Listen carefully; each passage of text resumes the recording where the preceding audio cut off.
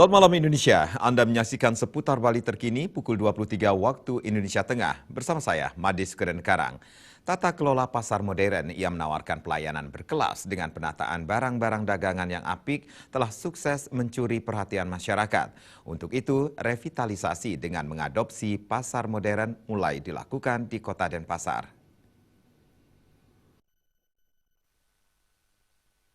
Menjamurnya pasar modern tidak dipungkiri menghimpit keberadaan pasar-pasar tradisional. Di sisi lain, keberadaan pasar tradisional kian terjepit dan sulit untuk berkembang.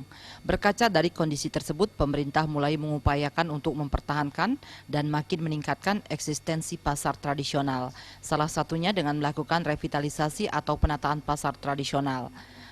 Bahwa di pasar tradisional adalah pasar yang satu-satunya produk untuk alat upacara itu yang bisa disucikan karena ada pura melanting, Pak. Kalau masyarakat Hindu ingin berjualan, kalau dia berbelanja ke toko modern atau retail itu dia secara kesucian itu tidak akan didapat begitu. Nah, makanya kami memiliki keyakinan bahwa pasar tradisional itu tidak akan ditinggalkan. Ditambahkannya, di Kota Denpasar, revitalisasi pasar tradisional menjadi program strategis yang sudah terlaksana beberapa tahun terakhir. Tidak saja melakukan pembenahan fisik pasar, namun juga meningkatkan sumber daya manusia atau SDM, para pengelola dan pedagang pasar. Untuk bisa mewujudkan hal itu, tata kelola pasar tradisional pun dirombak lebih modern.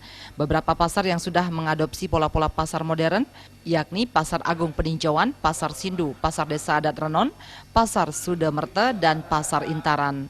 Ratih Anggoro dan Joka Andika, Bali TV.